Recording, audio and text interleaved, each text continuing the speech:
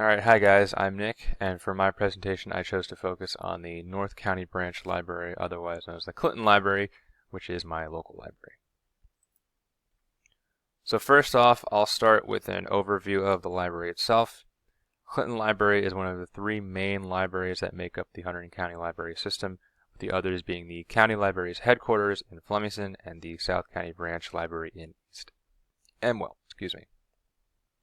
Of these three, the Clinton Library is the second most used one in the system after the Flemington building. It opened in July 1979, initially out of a trailer, and relocated to Annandale Square in 1989. It grew from there and eventually settled in its current location, which you can see over here, in 1999. The library consists of two main levels, the lower level, which focuses on youth material, and the upper level, which focuses on adult material. So like any library, it has a blend of what it focuses on. But when I did speak to library staff the last time I visited, they did confirm to me that the main focus of the library is catering for adult needs.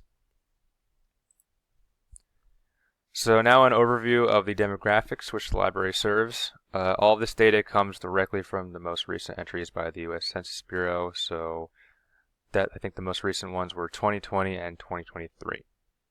So as of 2020, Clinton has a population of 2,273 people. Of that number, just over 15% are foreign-born. This number represents 11.6% of Hunterdon County's entire foreign-born population. Employment rate in Clinton is just under 69%, and of that number, 69.2% work for private organizations or companies. Education and healthcare are the leading fields of work in the town. Over 72% of Clinton's residents are homeowners. There are a total of 1,157 housing units and 1,049 households in the town, and the average price of just over half of these homes is between $300,000 to $500,000. The median income is $142,563, and median rent is $1,707. Just over 60% of Clinton's residents have a bachelor's degree or higher, and just under 70% of its youth are enrolled in early to secondary education. I think it's also important to mention that Clinton serves as a significant hub for art and local culture, with the Red Mill and Hunterdon Art Museum being the main attractions in the town. Because of this diversity, it's recommended that the collections offered by the Clinton Library for this hypothetical situation that we're presenting about should best try to reflect that diversity. First, I think there should be an increase of works focusing on local history, such as the history of Clinton itself, Hunterdon County, and New Jersey. These types of collections will help foreign-born residents become more comfortable with their new homes and better become acclimated to the community that they're living in. By the same token, I also think that language, like foreign or domestic language material, should also be included to help those whose first language is not English become better acclimated with the language itself. I also think an increase in works on history and military history would benefit local reenactors and veterans, as New Jersey was an important state in the American Revolutionary War. There should also be an increase of works for youth to contribute to the education system in the town, and altogether these works and collections I think should be provided in a mixed format with emphasis on both physical and digital mediums to cater to both older and younger individuals. Now onto the budget. I know there's quite a lot of stuff on this slide, so I'm not going to go through all of it at one by one. I'll try and just hit the most important points.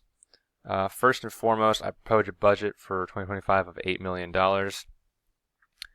This figure is based on the available expenditures and approved budgets of the previous 2 years.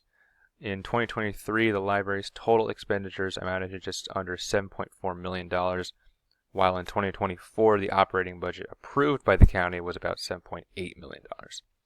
As Disher writes in his book, it's a good practice to create a proposed budget by examining previous budgets, because it gives you an idea of how things are spent and on what they're exactly being spent on. So, based on the available 2023 expenditures figure and the approved budget for 2024, I concluded that the average budget for the library probably falls anywhere between $7 to $8 million. So I spitballed and decided that $8 million would be a good number.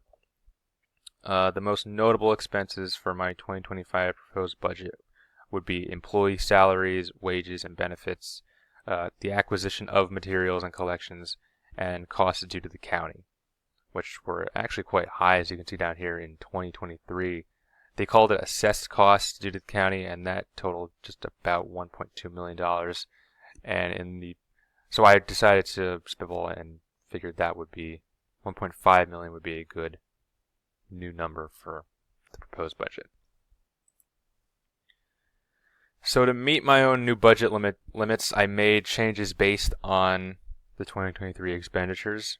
I decided to increase funds for about half of the listed expenditures, which are all on the left here, while leaving the rest unchanged, which are all on the right.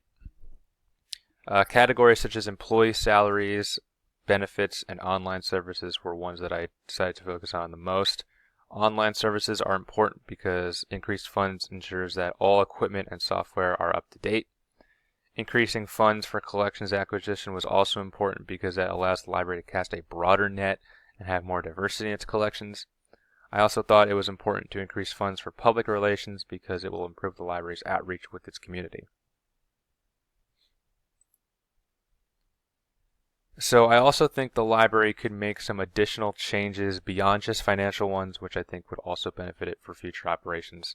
Primarily, I think the creation of an online database would be a great addition, something similar to what the National Archives has with its online catalog, which you can see right here off to the right, would be a great addition. This is just a screenshot of what the basic search page looks like for the National Archives' catalog. I just took a quick search of Clinton, New Jersey, and this is what came up. This would allow patrons to access the library's digital collections from home, and I think it would also pair well with the software that the library currently uses for online cataloging purposes. I also think the creation of a more streamlined website would help too. As it stands, the library doesn't really have a true dedicated website for itself.